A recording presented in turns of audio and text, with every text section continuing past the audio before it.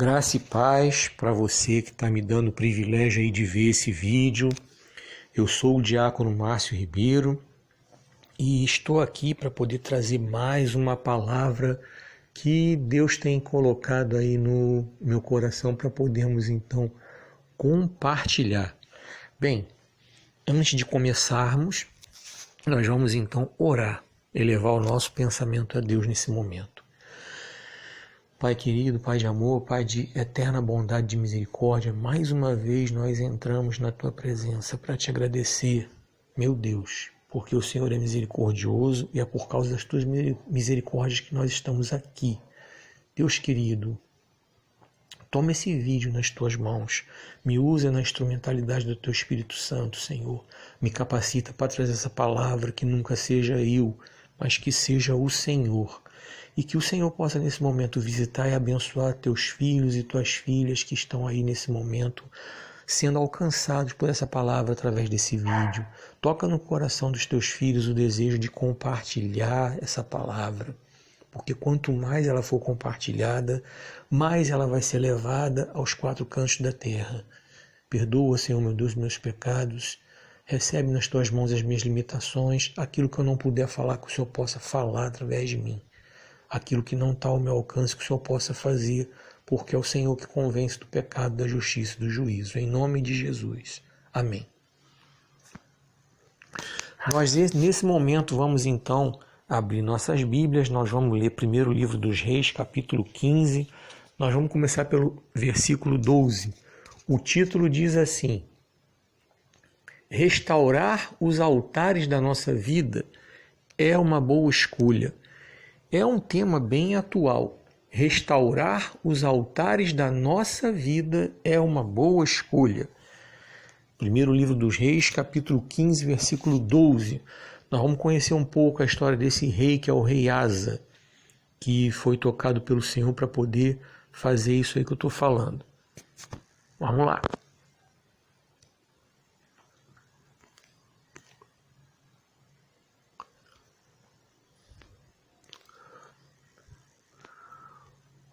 Eu vou começar antes, né?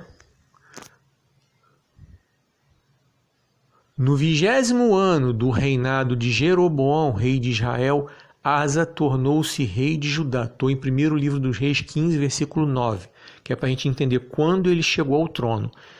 E reinou durante 41 anos em Jerusalém. O nome de sua avó era Maaca, filha de Absalão. Asa fez o que o Senhor aprova, tal como Davi, seu predecessor. Expulsou do país os prostitutos cultuais e se desfez de todos os ídolos que seu pai havia feito.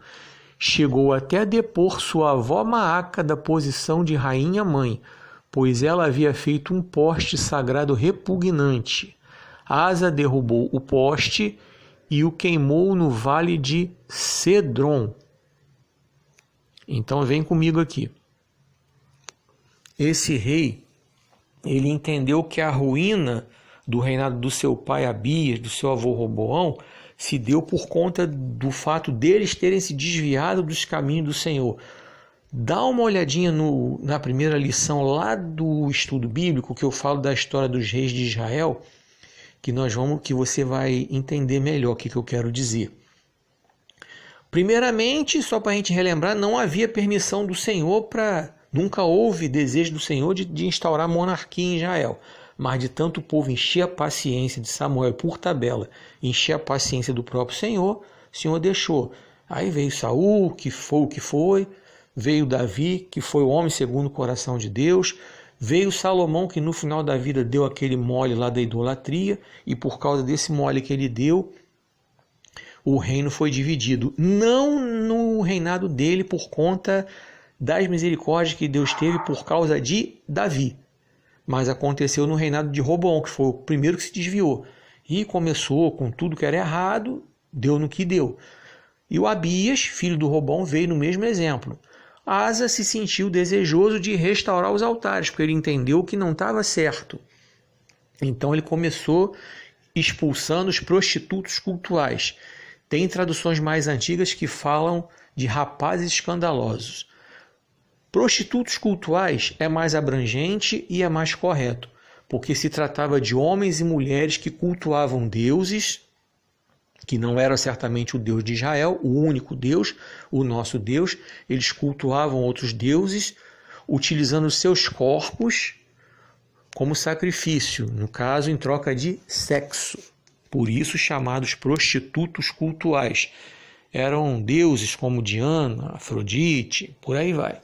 Então, esses prostitutos cultuais, Paulo encontrou lá em Corinto, quando ele foi pregar, e quando ele levou o evangelho, prostitutas se converteram e começaram a fazer parte da igreja de Corinto. Vai dar uma olhadinha lá em 1 Coríntios, você vai ver. Então, essa praga dos prostitutos cultuais só acabou, teve um tempo que acabou lá no reinado de Josias, porque além dele exterminar os prostitutos, ele ainda derrubou os templos.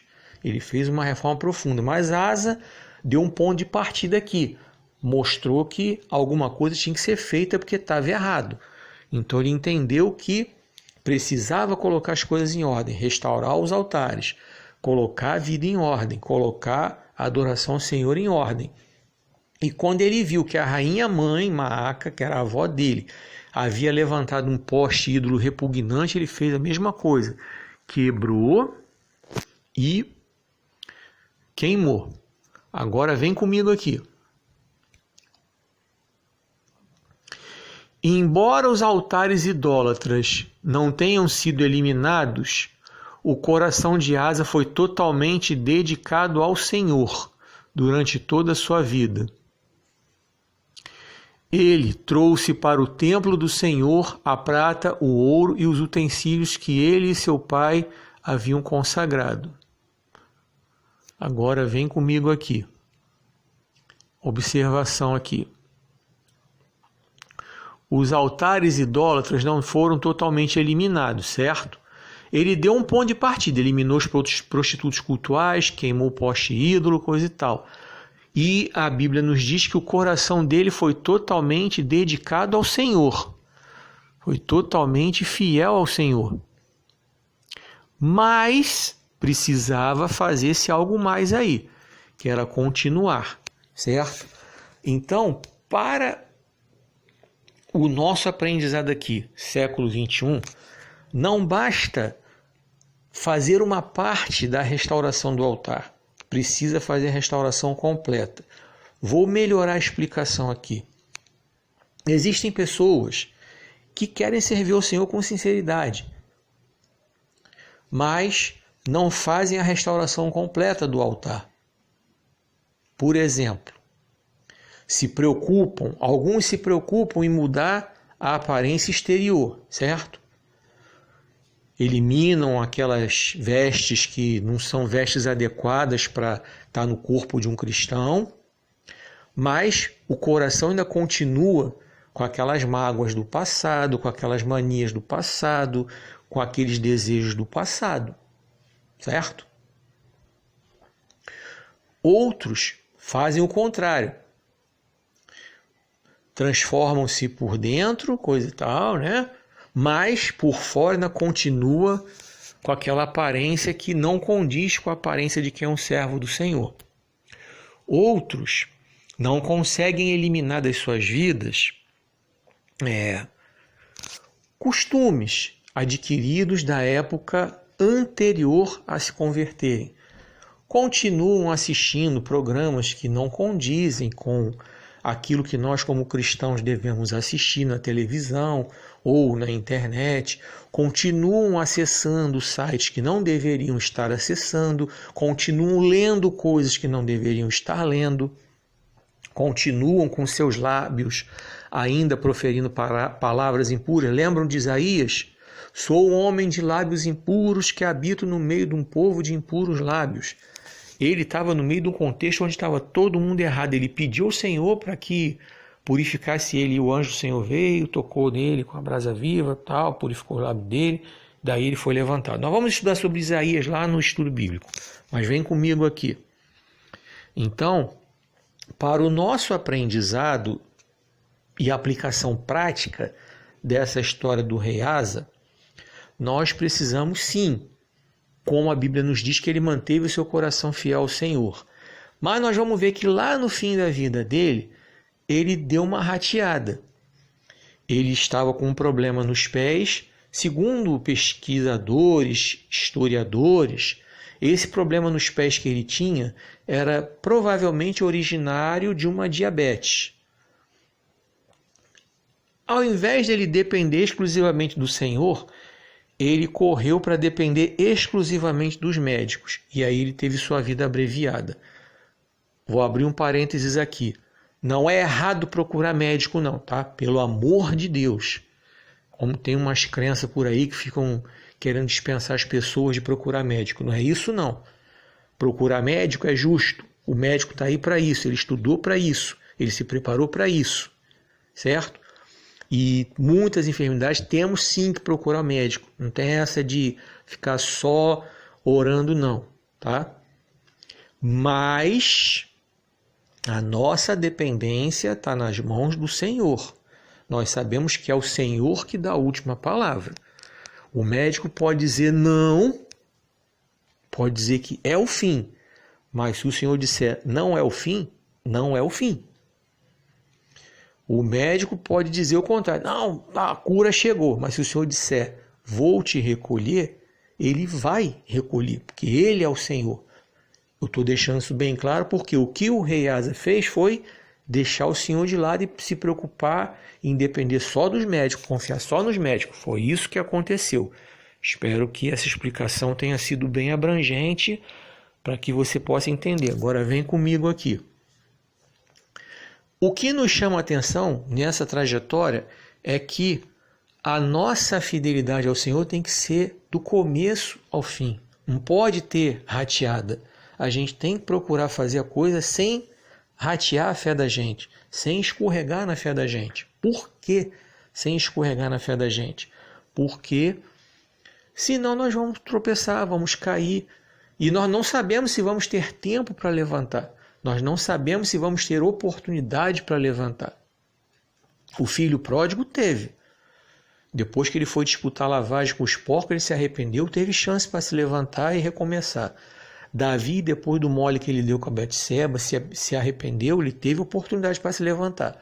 Sansão não apresentou mudança de vida nenhuma. Ele simplesmente pediu ao Senhor para lhe restaurar as forças, porque ele queria se vingar dos filisteus por causa dos seus olhos. E como Deus queria que Sansão começasse a destruição dos filisteus, dá uma olhadinha no vídeo que eu fiz sobre Sansão, tá lá. Aí você vai conhecer a história dele. Então, o que eu quero dizer? É que a nossa fidelidade ao Senhor ela tem que ser do começo ao fim, incondicional. A restauração dos altares ela tem que ser completa. Não pode ser meia boca, como a gente costuma dizer na linguagem popular. Não pode ser meia boca, tem que ser completa. E tem que começar de dentro para fora. A transformação ela é interna, sabe? É aquela mania que eu tinha, deixar de ter, aquele vício que eu tinha, deixar de ter, é aquela coisa da mágoa, acabar com essa coisa da mágoa, procurar perdoar aquele que me ofendeu, pedir perdão àquele a quem eu ofendi, retirar da nossa vida ressentimentos, retirar da nossa vida rancores. Sim, isso tudo faz parte dessa restauração dos altares que começa interna. Se perdoar, certo? De coisas que fizemos, se perdoar. Sabe por quê? Porque se você confessou o seu pecado, se você abandonou o seu pecado, a Bíblia diz lá, Provérbios 28:13, quem confessa seus pecados e abandona alcança misericórdia. E a Bíblia também diz, Hebreus 8:12, o Senhor perdoou nossos pecados, esqueceu. Miqueias 7:19 também, o Senhor perdoou, o Senhor esqueceu. Então você aí, de repente já passou por todo esse processo, errou, pediu perdão, sabe que Deus perdoou, você também precisa se perdoar. Então tudo isso faz parte dessa restauração dos altares, que começa internamente, de dentro para fora. E quando ela é sincera de dentro para fora, o exterior reflete. A Bíblia diz que o coração alegre formoseia o rosto. E as vestes exteriores começam a mudar, porque o Espírito Santo começa a mostrar que tem alguma coisa errada naquilo que você está vestindo. O linguajar muda, porque o Espírito Santo começa a incomodar quando sai uma palavra que não é boa, uma palavra que é torpe, uma palavra que é chula. Entendeu? Então é muito importante isso aí, certo?